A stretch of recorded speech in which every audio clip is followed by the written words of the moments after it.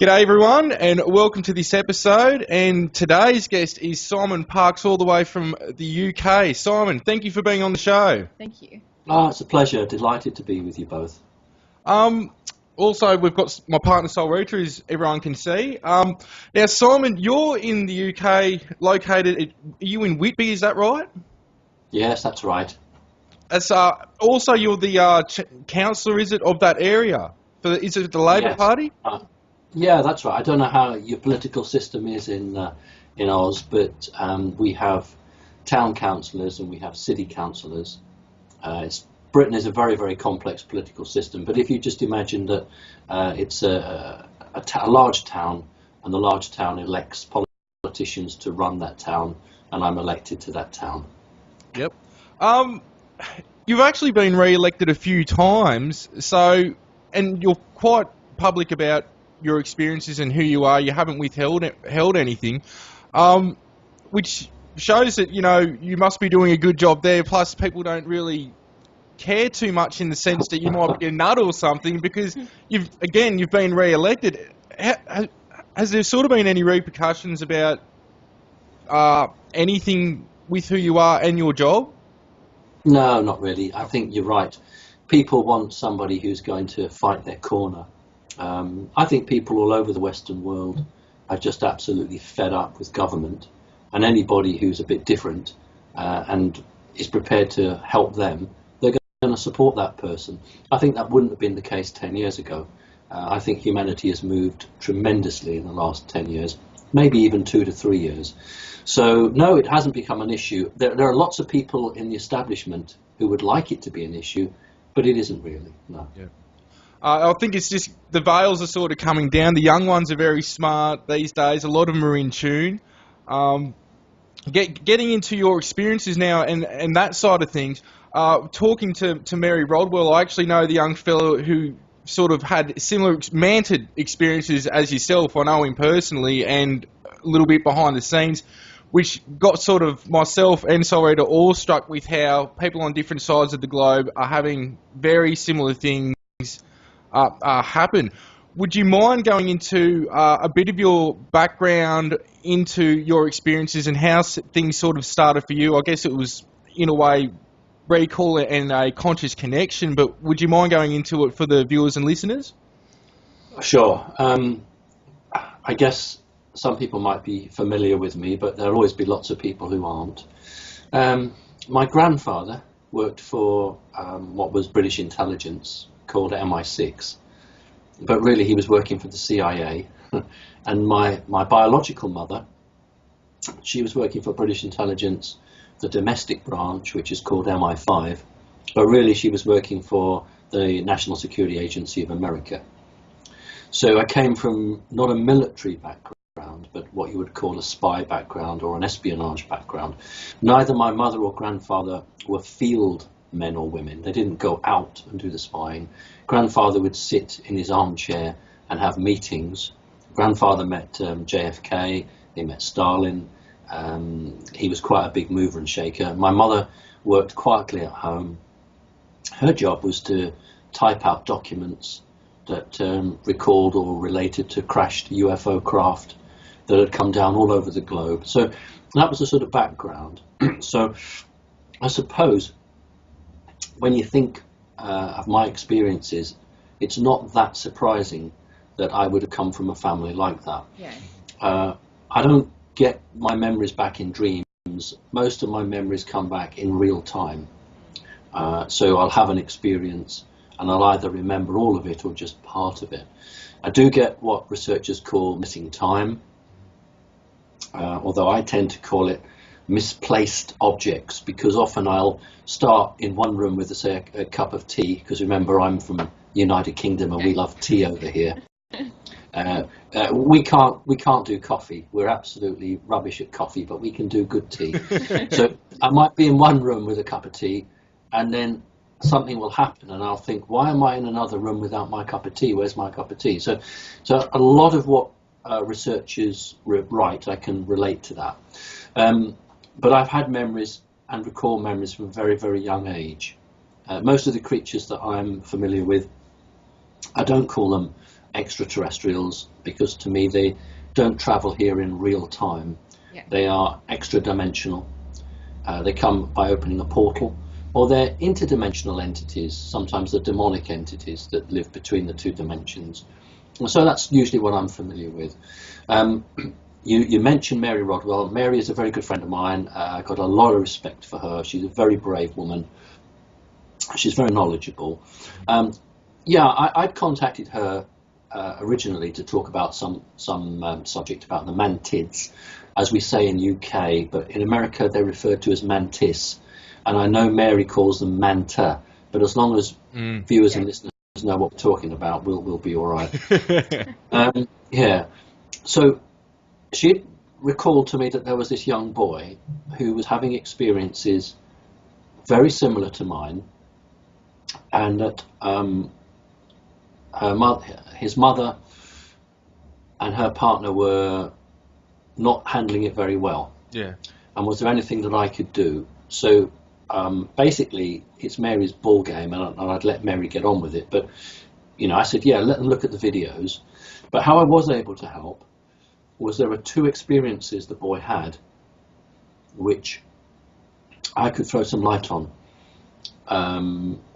and that was more to help the parents than it was actually to help the boy, because the parents had come in, or the mother had come in and seen the boy in the early hours of the morning, out of bed and doing something which was very upsetting to the parent. So I was able to say, well, actually what he's doing is this, and I was able to recount that. And you're right, because I don't know how many thousands of miles or kilometers there are between Aussie and United Kingdom, but it is fantastic that two people who have never been, never mind the countries, never been to those continents, countries, are having experiences which are absolutely identical. And that is evidence for anybody who cares to research that. I'm over 50 now, and this young guy I think was only something like 8 or 9 years old. So the evidence is there. People just don't choose to see it, because I suppose for many people it's too frightening. So I did some good there, because I was able to use my experiences to support that family, and then let Mary just get on with it. Well, that's a very important thing, and that's why we do what we do as well. Like, we're both experiences, and a lot of what you say just 100% resonates, and we get the missing time and the multifaceted, I guess, of the lives we're living in, the beings we're connected to with beyond, and have a lot of recollection.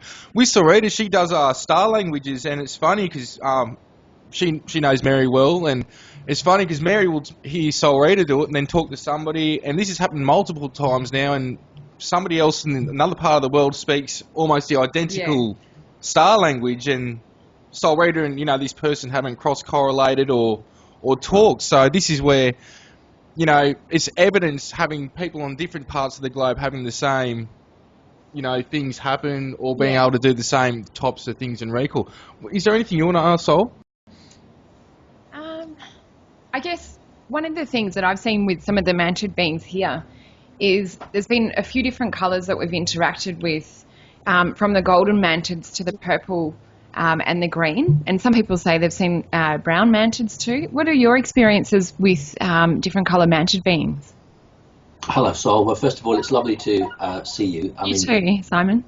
That's fine. It's really nice to chat with you. It depends whether people are reading the colour of the auric field around the Mantids, or whether they're actually seeing the colour of the skin. Yeah. If they're seeing the colour of the skin, then any colour other than green is a group that I'm not familiar with. And I guess just like on planet Earth, you have different coloured people. That's true. So you'll have different groups of these creatures. And all I can say is that they will be interacting with a faction of a group that I'm not interacting with.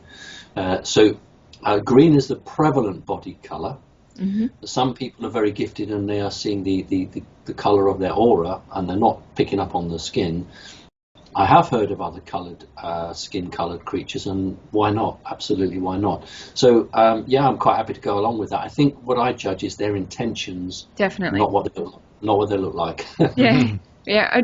Actually, coming back to the different coloured mantids, I would say my experience is probably more based on the aura, seeing that's what I do for work as well. But talking about conscious recall too, that's something. More what I've got. Yeah. I've got over 1,000 bits of video and footage of orbs, crafts, and other things. So me and Solreta have just been together a little bit, but she's more astral and I get more of the physical. But since we've been together, we've sort of balanced each other out. So I can understand when you talk about the physical and you're seeing what you're actually seeing. And the skin and that type of thing, it's a different matter than the astral. But I give both validity as much as each other. Well, absolutely. There is no right and wrong here because the trouble when you live on a 3D world is that you tend to only value what you can see, smell, and touch, unless of course it's God, because then you don't have to see God, and that's perfectly all right to believe in God. Yeah. So with aliens, we don't necessarily see them. But we don't believe in them because it's not religion, and that's a problem for the matrix of the 3D established world. But in your case, you've got one person who is connecting with the physical and one person that's connecting with the non-physical, the metaphysical. That's why you're a good partnership, because between the two of you, you have an experience and then you can work it out, and you'll put the two different sides of the, not conclusions as such, but you are... Hello, my cat's just woken up.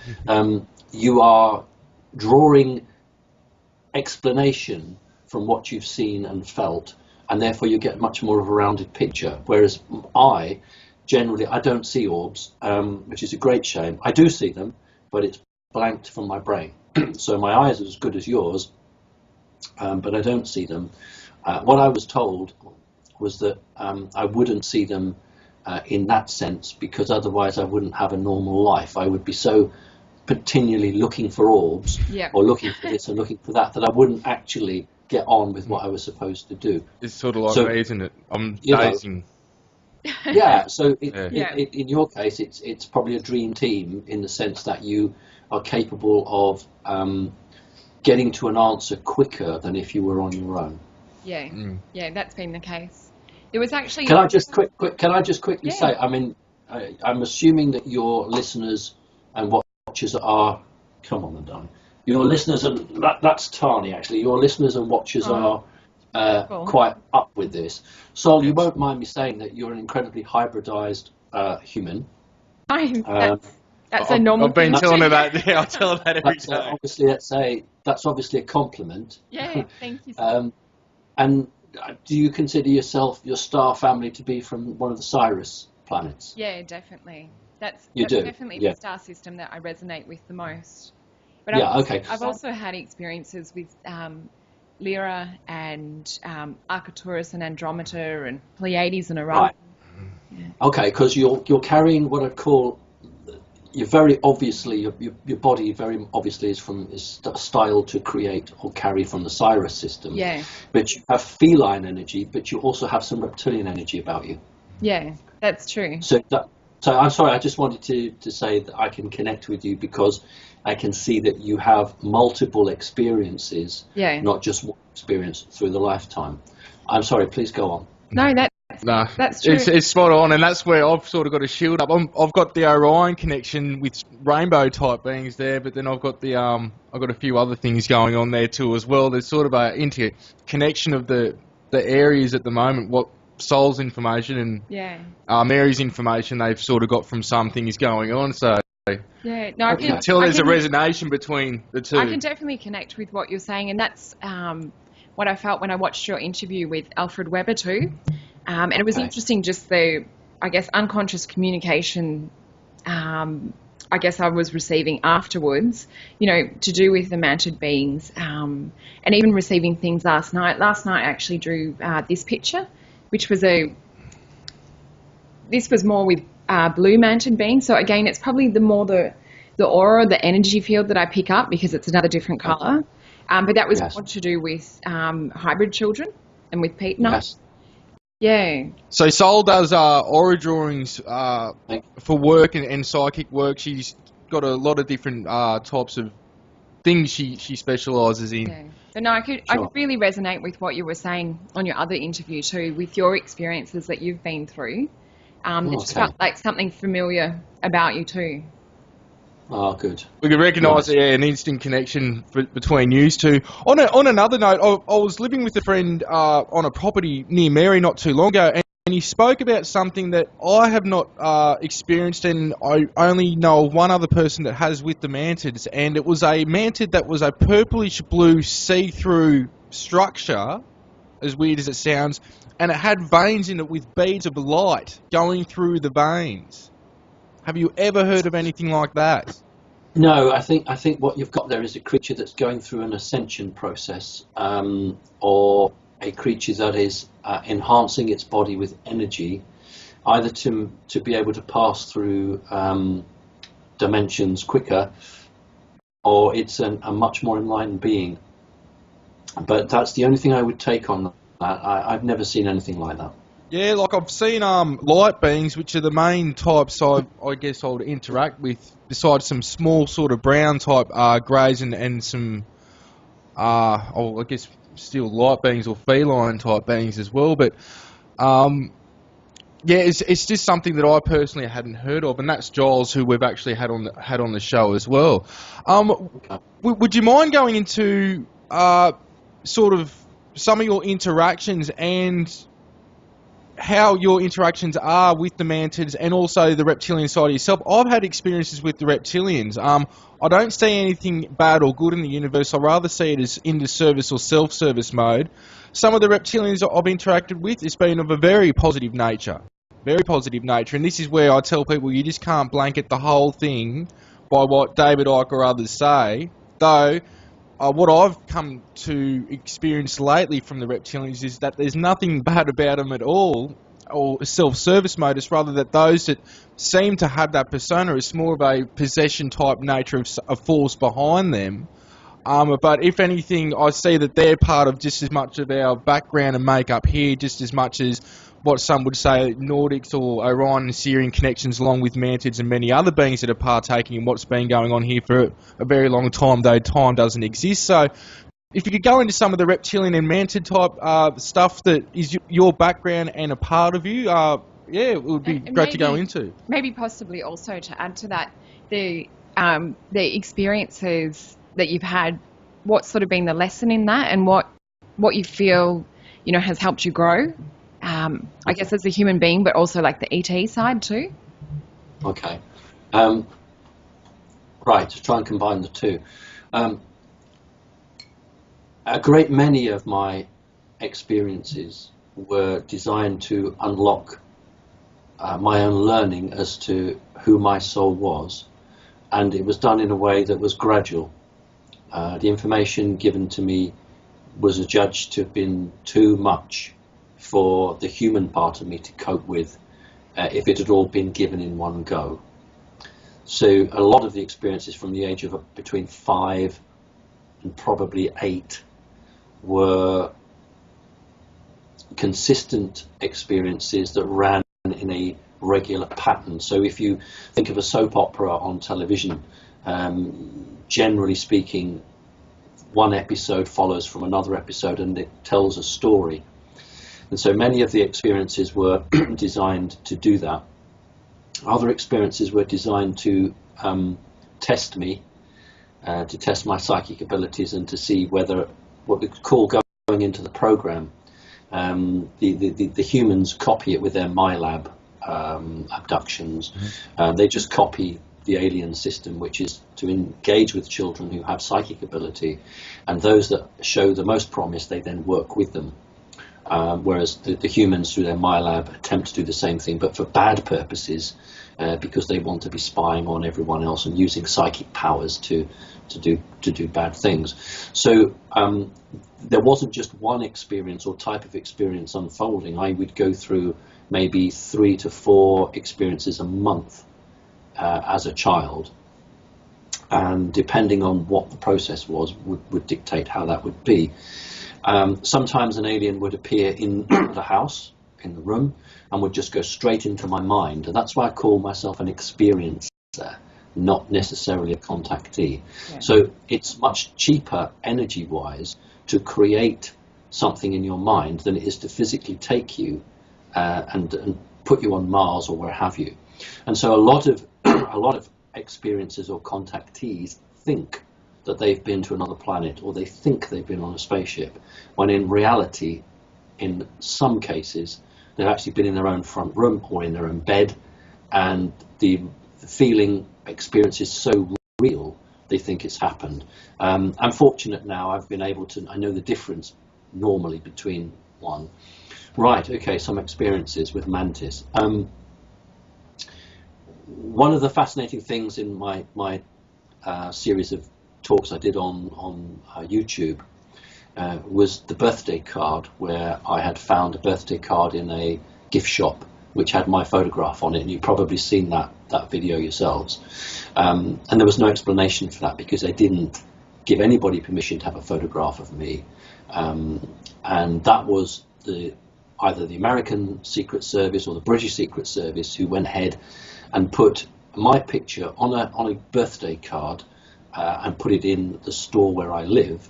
Because it was a message to me. Well, actually, somebody from America a couple of months ago emailed me and said there actually are some in the White House or the Pentagon complex. There are some shops which, you know, the guys who are working there can go in, and apparently there is a gift shop there. And about a year or 2 years before I saw it, it was actually there as well, and somebody told me that. So that was really nice. So that was important, because it was the human element saying to me, we're watching you. Yeah. It wasn't a threat, it was just, we're watching you. Now, in 1971, why this relates, because in 1971 I had a life-changing experience where what researchers call, I made a soul agreement.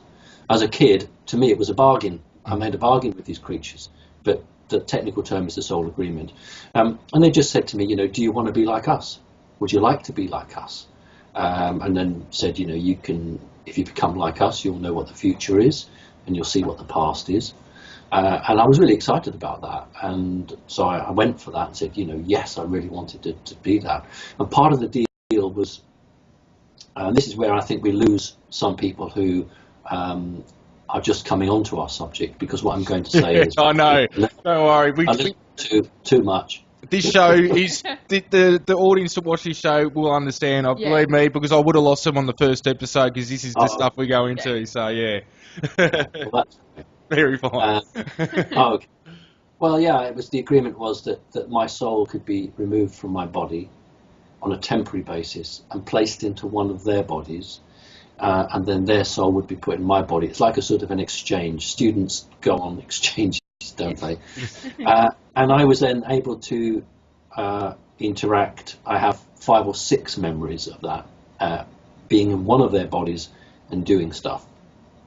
And I guess there's a photograph of me on a birthday card in a motor car, in a Rolls Royce. Actually, I had the car identified as a Rolls Royce, so that clearly wasn't me in my body. Somebody else was in my body. And you know what? If you want to have some high-level meetings, what better way than to be inside a human, because nobody is going to cause any problems. So that's what's going on there. So the experience with the Mantis came about because I was offered a choice as probably a 7, somewhere between the ages 5 and 7. I was asked, who do you want to associate with most? Do you want to associate with the Draconis Reptilians? They're the white-skinned reptilian, or with the Mantis, the Mantid? And I chose the Mantid because I felt more connected to them. They were more spiritual and they were not as aggressive. So I made that choice, and from that moment onwards, I would say every 10 experiences I have, only 1 will be reptilian, 9 will be Mantid. You talk about people's perception of reptilians. Again, I'm only speaking for the group that I am very familiar with. And they want the status quo on Earth to remain, which is negative in the sense that it's not allowing humanity to develop. But the problem is for humans to understand that it is a reptilian culture, and it's a ceremony, and the culture and ceremony is that the reptilians believe themselves to be superior, and therefore they have a right to do what they do. And until the reptilians can get off that and be a little bit more understanding, there will always be a difficulty. So Ike, in my view, is right, but in my view, David Icke is all about fear and is all about, this is bad and that's bad, whereas actually what we need to look on is say that unless we open a dialogue, unless we are more prepared to be understanding, we will never talk, and you only get problems sorted out when you sit round a table and you talk. Unfortunately, we can't trust the human military necessarily to do that for us. So I think that's why in many cases these creatures are not going through the right channels as they would see it, but they're going to individual people, and they're trying to build a groundswell to say, do you know what, there's another take on this, there's another side to the story. So yeah, I do agree with you.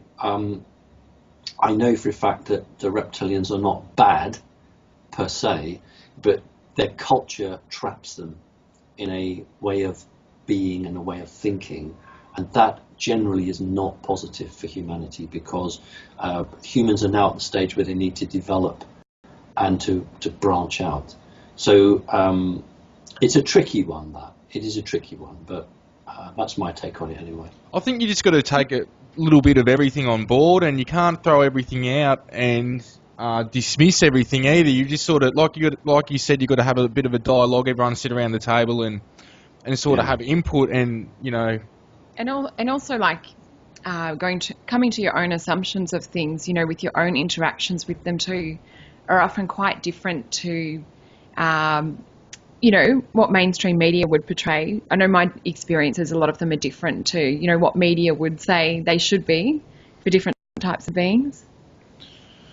Yeah, especially with the little green men thing and the everyone thinking, a lot of people see crafts with Soul and me, and they're expecting a flying saucer or a cigar, and windows and doors. Yeah, it's like some of this stuff just ain't physical stuff, which people have got to try and wrap their head around. So, with things today, how has things progressed for you in with what you do with your life, and how you've got a balance between?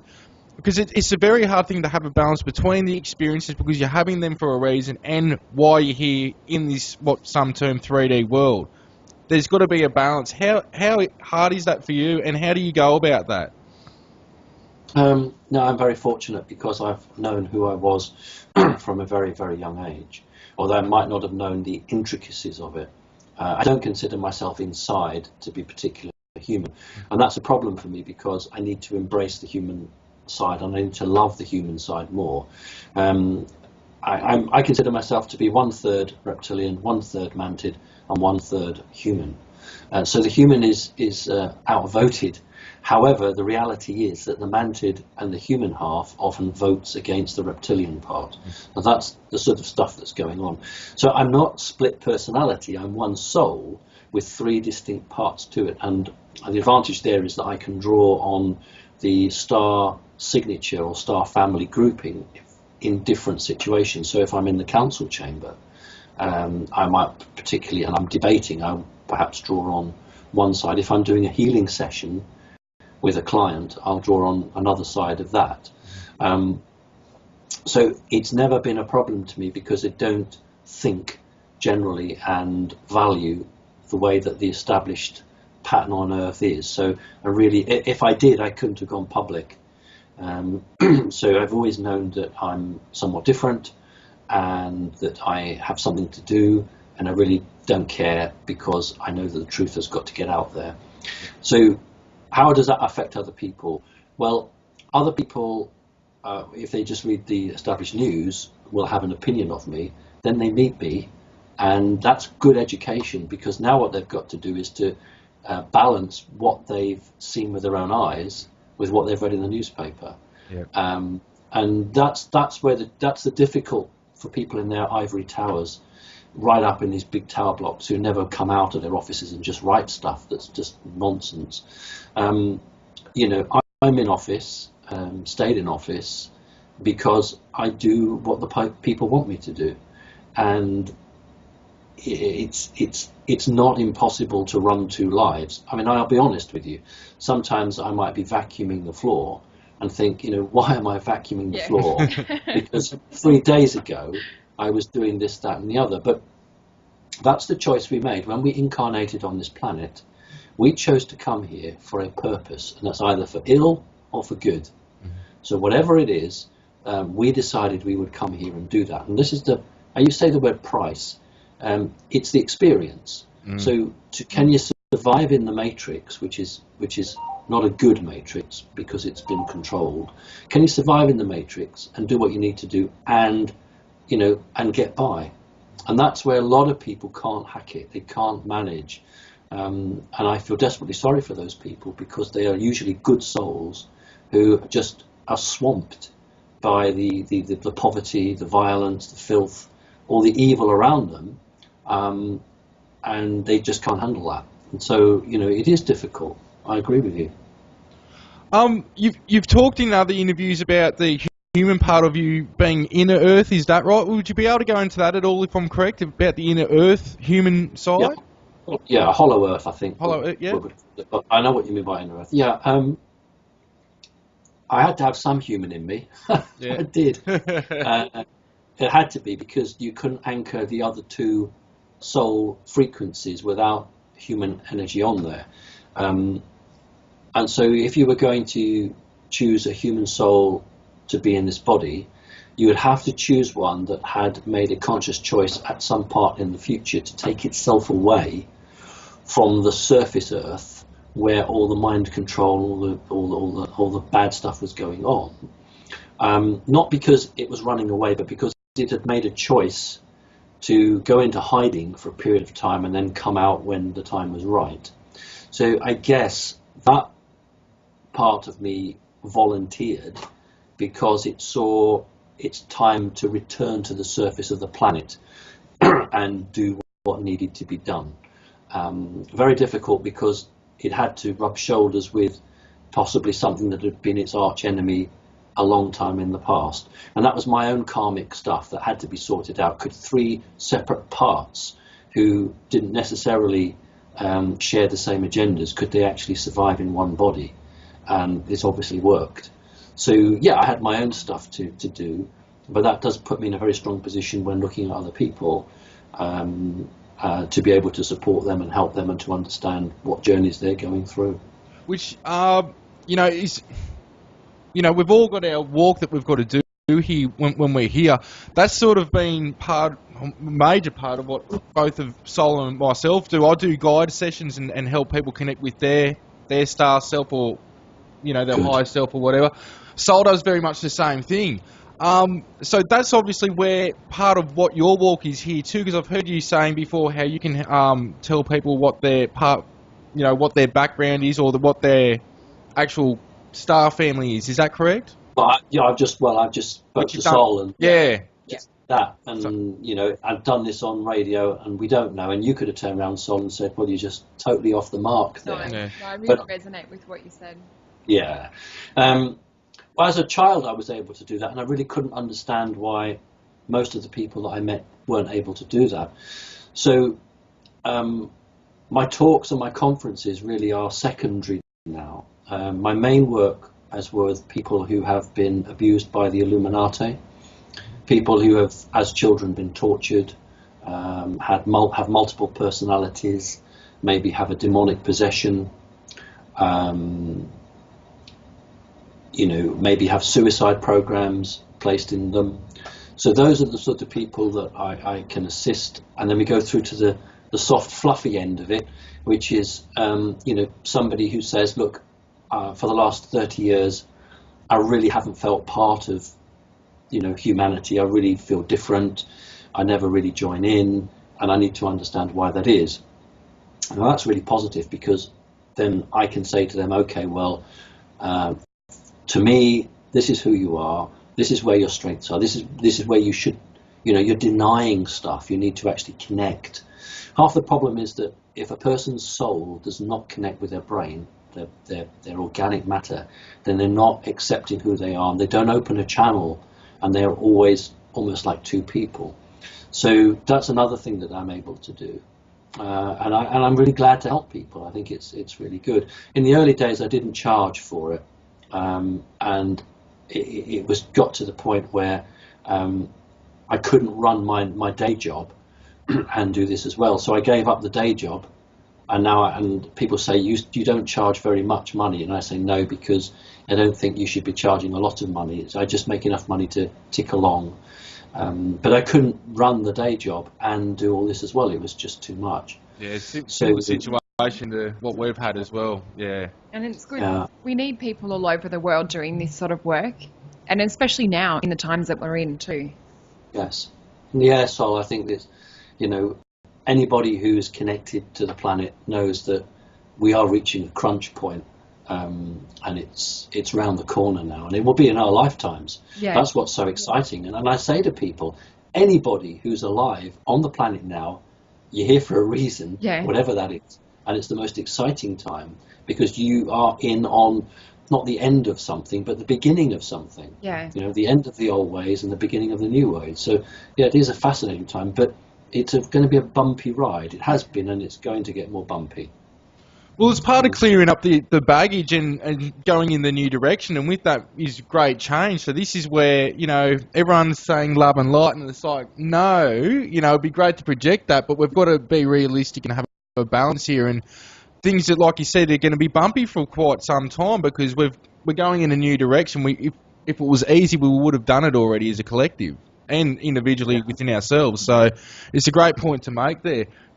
What would you like to ask? I just wanted to ask what your feel is, or what information you've received, or any sort of feeling at a soul level of where you think that we're heading as humanity and as the Earth.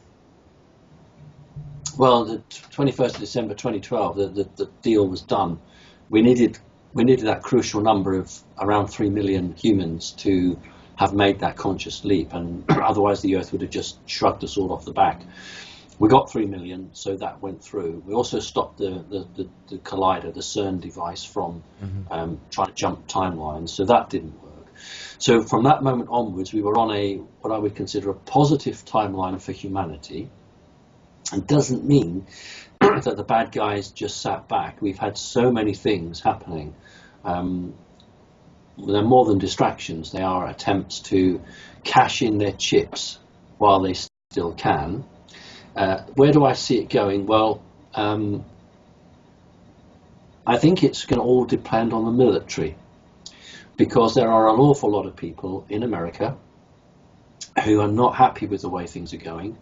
And well, if you go back to 9/11, I'll give an example. In 9/11, I'll just call it the explosion at the Pentagon.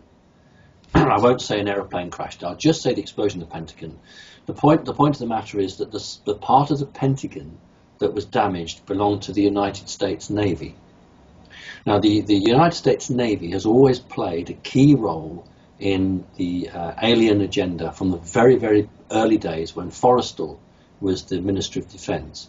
The Navy has always asserted itself because one of the admirals in the early stages got in on the act. But the Navy, which incidentally deals with a reptilian group called the Raptors, or was that the Air Force? Oh, well, I don't remember. But anyway, what happened was that the explosion that occurred in the Pentagon occurred at the department where the Navy is based, and that was a warning to the Navy, because even back then the Navy was beginning to say, no, we're not playing these games. Now that's increased tremendously now, where a lot of these elite organizations are absolutely split down the middle, because they don't want World War III, put it bluntly. So as long as the humans can step up to the plate and put the life of the planet and the consciousness beyond their own ends, then we have got a good result coming up for us. So I am positive. I do believe that it's going to be a very interesting and eventful end, but we have to go through that. So I don't believe in doom and gloom. I'm sometimes knocking people off my Facebook because they only want to tell me about bad stories. And, there's lots of good stories out here, and there's lots of good people doing stuff. And we've just got to believe in that. And to forgive, and that's my phone. Let me just turn it off. You're right. To forgive and to have love is the only tool that the negatives can't manipulate. If you have a demonstration and you're throwing rocks and bottles, they love it. But if you're just sitting down, then they're really the establishment don't like a peaceful demonstration. So love and forgivingness is actually the strongest weapon that people have, and I think we need to perhaps get that across a little bit more than we have done. Yeah.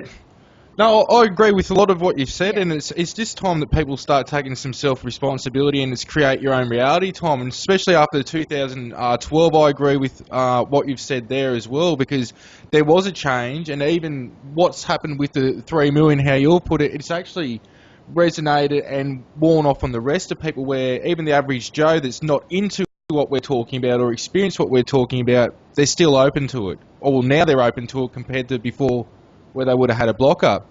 It's funny that you mentioned the Navy, because you got people like Bob Lazar where their paychecks were from the Navy even though he worked at Area 51.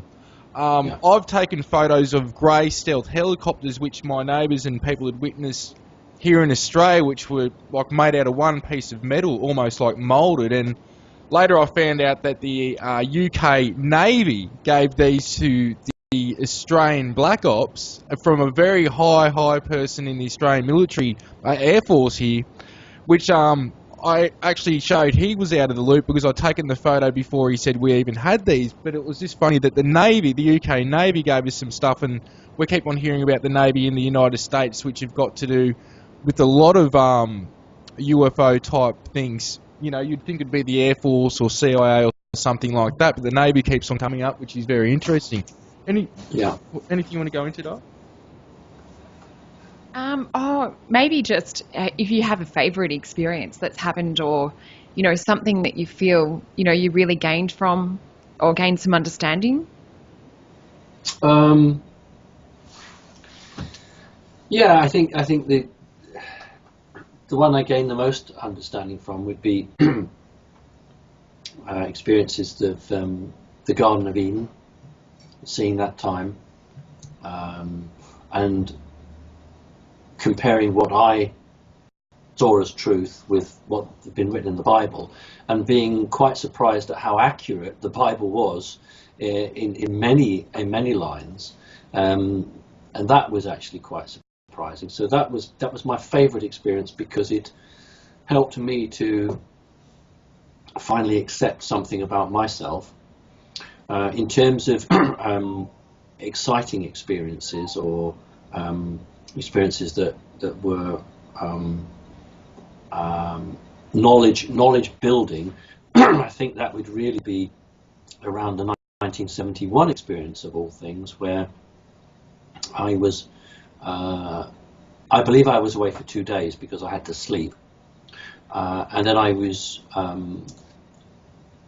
put into what I would call a dentist's type chair, but I now know it to be the chair for a pilot of a spacecraft, because the pilot of a spacecraft will be connected by his or her DNA and neurons into the chair. It's the only way. If you're traveling at 3, 4, 5, 6, 7,000 times the speed of 3, 4, 5, 6 times the speed of light, you can't reach out and press a button and say, I want to turn left now. Yes. The Star Trek image is just impossible. So you have a symbiotic relationship where the craft and the have things to. one. Absolutely This have to. is Absolutely have to. simply- Sorry to interrupt, but this is very similar to the chair that I travel in when I go Okay, out that's from really places. cool. Yeah, That's really cool. yeah. Okay, I mean, I've drawn down everything that I've ever remembered, and I have hundreds and hundreds of drawings now. And how I would describe it, and that's why the film The Matrix, was so near to the truth, because in that one there, people are plugged in, basically. These facilities or craft are controlled by an artificial intelligent computer, and when a human is involved, the human doesn't think fast enough for the computer, so there has to be a device that steps down the process, because otherwise your brain would explode. So in my case, I was sitting on the chair. There was a device that would slowed down I beg your pardon, speed up my processes so that when that went to the main computer, it could cope with it, and anything coming the other way was slowed down, so I would get that. And I had to be connected by what I recall like spaghetti. That's just, it was like strands, we would call that fiber optics now. Now, whether that was physical or whether that was on my etheric body, I couldn't tell you because it felt very real. But that was exciting because I was sat in front of a viewing screen and then given scenarios to deal with, because I was being tested to see if I would make sort of decisions that might be beneficial or not. So that was exciting because I must have passed because I didn't get kicked out of the program. I once met a guy who had done the sword experience, and this is with the reptilians.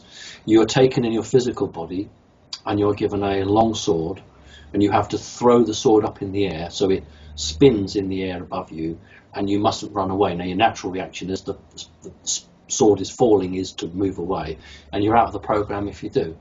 What you have to do is to catch it by the hilt and then hold the sword up. And if you do that, you pass that stage and you go on to another stage. So the reptilians have a tremendous ritual and ceremony when working with humans, particularly human children, to progress them through a particular program. And it might be that they might want you to be a warrior, it might be you want to be a healer, it might be you want to be somebody who carries messages, whatever it might be. There will be different avenues that they put you on. And so I can talk to someone and hear their experiences, then I will know what program they were actually on. So yeah, it's a very complex subject, and it's something that unless you have experienced yourself, it's very hard to get your head around all of the subject. No, it's very spot on, and that's what I say to a lot of people. I don't expect them to believe myself or Sol if they haven't experienced it, and I think even if they did straight up, I think it's a little bit ignorant on their side in the terms that what a lot of the problems we have with humanity today is a belief system where we believe in a Bible or whatever without experiencing it or without a lot of evidence for it, rather than people believe it, and it's because we all believe something. We have a lot of walls. It's a belief system, which is, I think skepticism is good because you're in a human body. You've got to have that balance, but I think belief straight up is a bit of a problem. I want to spin you out just quickly, Sol. What do you get on Simon? Because I do this every now and then with Sol. Sol does like the aura drawings as we've mentioned, and she's done a few aura drawings on the show. You could even do one now if you wanted to for Simon. But what do you get? Like, do you want to do an aura drawing? Would you mind that, Simon? Would you like No, She can actually, we could scan it and send it through to you as well. that would be cool. Start too. Yeah. I've heard in a couple of other interviews that you've done, Simon, you've gone into what's going on, or what we're to expect in 2016 to 17. Would you be able to elaborate a bit more on that in terms of what, I guess is like, I hate the term prophecy or anything, because what that usually is sort of going by the energies of things at the time, what, a probable outcome is, and there's multiple timelines and things all happening at the same time, but where do you think things are going, even though we've touched on it? Would you be able to elaborate a little bit more on that? There are two things that are going on. The first thing is that a group of people want to ascend, and I want to use the word ascend. I don't mean the New Age take on it. I'm meaning actually evolve and to embrace higher values. And there's another group that don't want that at all and are quite happy with the way things are and want to keep it that way. Now, those two diametrically opposed forces are now on a collision course. For years and years and years, they've run parallel on the railroad tracks, but now they are hitting each other. It's rather like somebody who's high vibration going into a room where there's somebody with low vibration. Neither of you can stay in that room for very long. Okay, and this is what's happening, but on a national or a global level. So something's got to give, because otherwise place will be shaken to pieces, because you just can't stay in this situation for much longer. So you're probably familiar, and your listeners and viewers will be familiar with what happened with the Georgia Guidestones, and that's a very interesting way that the elite can put messages out in such a way as to say, we are not telling you what's going to happen, but we're just showing you a possible way forward. My own view is that there will be some form of conflict. There has to be some form of conflict, because you don't get anything unless it has been expended. So energy has to be expended. The conflict from people who want change, the conflict will become from those who don't want to move from their position of power. I predict one elite organization after another going down, like a load of dominoes, one bringing down another. Not all in one go. You won't find changed, but what you will find is one organization's gone to the wall. 3 months later, another organization goes to the wall, and there will come a point where a number of people, excuse me, high up in the political angle will jump ship, and it will reach that balancing point where you can't stop it. Now the question is, those people with most to lose. So if I'd been involved, and I wasn't, but if I was involved in 9/11 or any of the terrible things like that, the last thing I want is to be standing in front of a court. Yeah. So I don't want to be in a position like that. So what am I going to do? I'm either going to go off planet, and that's quite possible, or I'm going to fight my way here. I'm going to hide underground. Yeah. And these are the options. I did a wonderful conference, wonderful because there were so many enlightened people, and I met somebody from the Knights Templars who, offered me an underground bunker if I needed it, at no charge. That was very kind of him, but I'm not buying into the fear factor. But he did also offer me armed guards, 24 hours a day armed guards, and armoured vehicles. This is a particular arm of the Illuminati that doesn't want the world blown up, and can actually see some of this crazy mindset of these people who will say things like, well, if I can't have it, no one else will, so I'll kill a lot of you if I can't have power. And there are people like that. Yeah, I've experienced both arms of that too over here, funnily enough. Is there anything you can talk publicly about this is weird stuff in terms of just people or experiences you've had in the position that you're in the Labor Party, whether it's going to places or just anything weird that's you might have been sceptical about, or just weird people? And then I don't know what you mean by weird. What do you mean? Well, I guess this whole thing is weird and normal as it is. Actually, people like yourself and Ellis Taylor make me feel sane. So, because I know that you are having similar experiences, that's, it confirms a lot for me. But just places, maybe you shouldn't have been allowed, or places you've been allowed to go. Well, the system will often let you go to places because a particular arm of that organisation is trying to support you. I mean, again, I've covered it as well as I can on my videos, where I was getting an awful lot of attack from established media who were hell-bent on trying to make me out to be some crazy nut.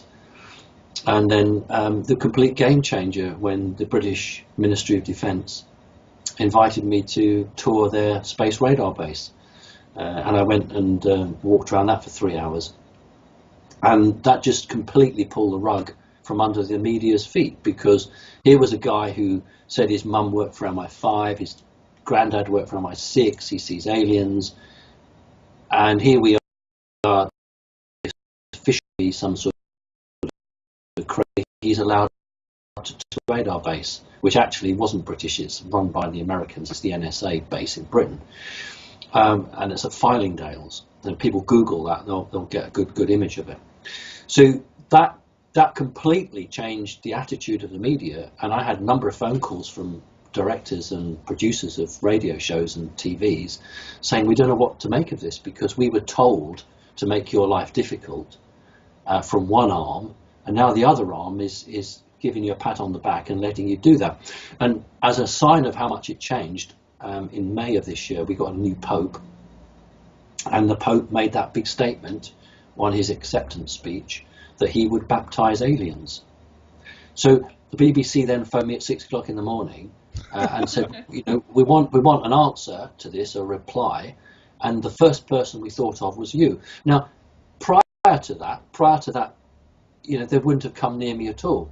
So that's the change that can occur, and that change because somebody very, very high up in the British military, but really the American military, said, let's give this guy a helping hand, let's give him access to a secret base.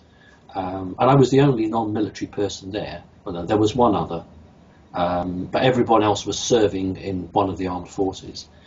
And of course, at the end of it, I tell a lovely story when I was presented with this little, it's like a commemorative coin. And I will just tell that for the video because it's really lovely. We've been there 3 hours.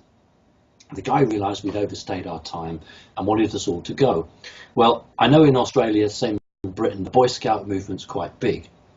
So lots of people there are in the Boy Scouts, so they like to give them pendants and badges, and they give them free, and they say, you can sell those and raise money for the Scouts. So I was standing there next to the cabinet, and there were these 4 beautiful,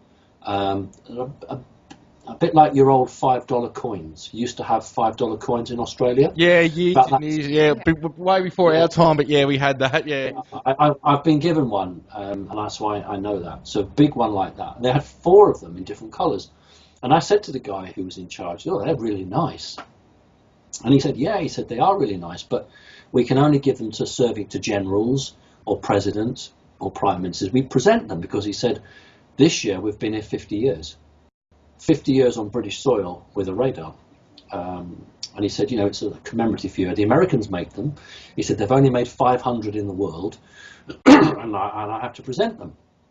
I can't, give them away. And there was 2 other guys with me, and I said to him, well, couldn't you present one to me?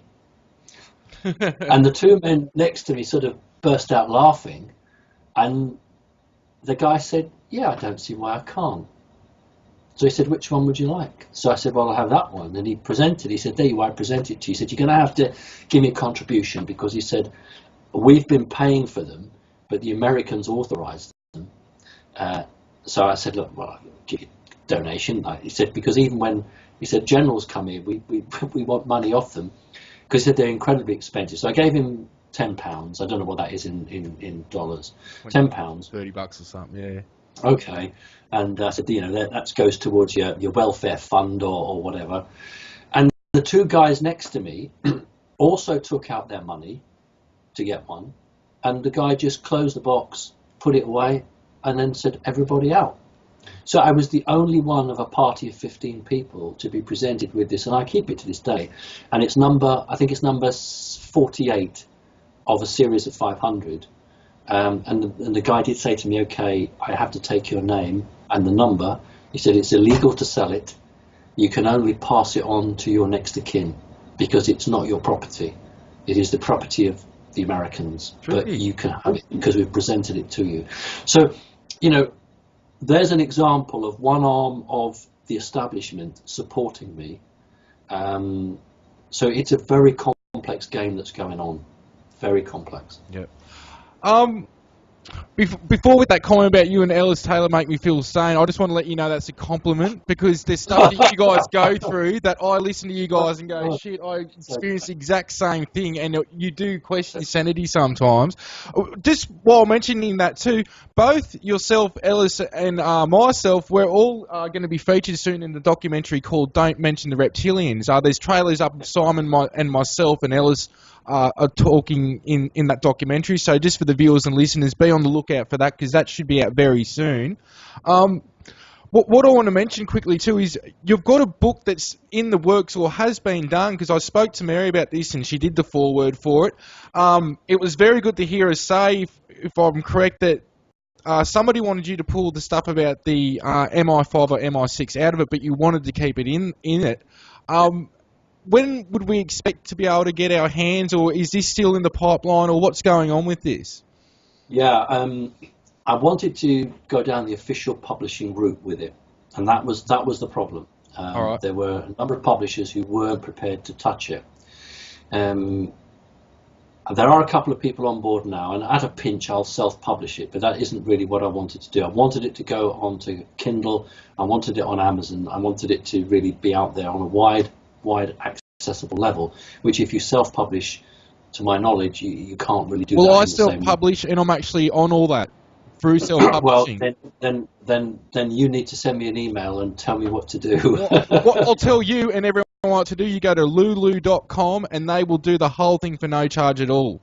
The whole thing. I've got 6 or 7 books now sold. I just got souls done, and it's in, I think, over 50 countries now in 10 languages through Amazon and Barnes & Noble. So And it goes on Kindle, PDF, ebook format. So I'll send you through a link. Still send me an email. I will, mate. Yeah, definitely. I'll do that. It's just when I went through the official channels, it was very much, well, we don't know whether we can touch this, and we have to ask permission, and it was just a waste of my time, really. And so it's all written, but it's not actually, published. Yeah, no, that's fine. I'll send you through the link.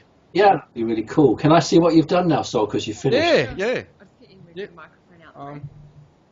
So So it was just a quick one. Usually I can take up to an hour or half an hour during these. That's interesting.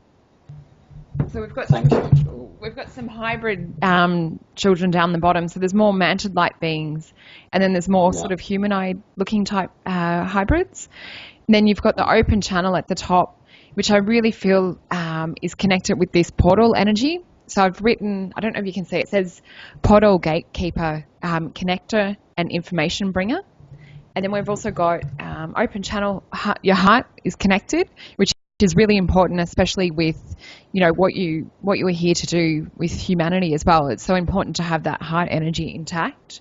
And then I've also got, I could see more red, like as we were going on talking, I could see like red around here, which is like the passion and drive connected in order to keep that determination and, keep driving through that goal that you've been given. But yeah, we've got lots of green and blue. I feel like the Mantid energy around. I could feel like some of the reptilian energy around as well. But I could also see that, the Mantid energy being more dominant than that. But yeah, this beautiful gold coming in was just so strong. And I could really see how you bring it down and anchor it on Earth in what you do. Yeah. Thank you. Was there any questions that you had to ask with that? Because that's sort of a very quick rundown. No, that's fine. If you would be very kind when you get 5 minutes and scan that and send it to me, that'd be lovely. Yeah, that's fine. I might run up a bit extra too. Okay. She usually takes about an hour doing that with clients, so it's just a quick overview, and the viewers and that, there will be a link at the bottom of this video to Sol as well as Simon. Also, I must say the thing that stood out the most was this in the top corner, this the portal. Okay. The white, it's like a white disc. Because this is actually the image that I got after watching your first show, was something similar. And what it was like bringing information in from one world and down into our world. So it's bringing information or stepping it down from sort of a super conscious level into, I guess, the realm that we're living in now. Does that make sense to you at all? It makes incredibly good sense. Yeah, that was one of the main things that stood out.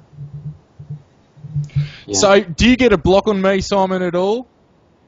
A block? What do you mean by that? I don't know, just you and Sol resonate so much, I can see and feel it, and even, like, we were talking about this before the show, I was like, there's a connection straight up with you guys, I just didn't know if you got a block on me or not. No, it's when you have a star connection that has I know, you just traded with a particular group, then you will know that group and you will identify with it. Your group is quite interesting because you've made a complete change to your view. You've actually completely swapped around from your initial view, and you've become you're catching up for lost time now. That's basically what you're up to. Is that right? You are bloody spot on, mate. You are spot on. Yeah. Yeah. Yeah, you're spot on with that. Is there any links or websites, or have you got anything in the public domain that people can go to? Yes. You do? Hey, hurrah. I'm not very good at pushing it because it's not what I do, but I've given in at last, and I have a website that's now up. It's under construction, but people can go in, and some of it's there. And if they just put in simonparks.org and Google or what have you, they'll find me. So simonparks.org, that's my website. And what I'll do there is there's links to most of my shows that I've done. forthcoming events. I'm doing a tour of Great Britain, and we've got 5 venues hopefully we're going to. And if people want to look on my website, they'll see that that's the, let me see, I've even had to write this down because I wouldn't remember it. The Ascension Roadshow. Okay, that's what it's called, the Ascension Roadshow. We're going to 5 different places in Britain, and there are going to be lots of speakers. I'm going to be one of the speakers there. So the website will be a focal point for me, because what was happening were people were contacting the town hall, the city hall, and saying, can we speak to him? And I think they're getting fed up with it, because these people aren't voters, because they're coming from all over the world. And so I thought, I'm going to have to give in and have a website. So I've got a website, and I hope that people will contact me. There's a place there where they can put a message. And that's what it's about. It's about connecting with people. I love to hear people's stories. There are people who don't need my help, but just want to tell me what they've experienced. And unlike some of these super people in America who make a big name for themselves, make huge dollars, and then they turn their back on the grassroots. And I personally read every email that I get sent from people, and I try to reply. Sometimes I get lost with them all, but that's it, because I want to stay connected. And some of these big people, we won't mention their names, they don't bother to reply unless you're a producer of a television show or somebody can do them a big deal. And where's the spirituality in that? That's become about money, not about working with humanity. And so a lot of people start off good, but they get off the path. And I'm absolutely determined to stay on the right path. And by connecting with people, whatever those people are, I think that's a really great way to remind yourself that at the end of the day, we're all equal. And that's what it's about, I guess. No, fantastic. We'll wrap it up there, and I'll just say, look, thank you for being on the show very much, because I've had some big names not even want to bar me just because of exactly what you were just talking about. And this show is for the people, and that's how I've wanted to do it. I don't get any money in doing this, and it's just to get information, and so we can network. I hope you and Sol stay in touch as well, because I do feel this connection. I've been saying it to her for like a week now. It's just like there's a connection on another friggin' level here. And I'll send you through the scan document that Sol's done too, and put links up.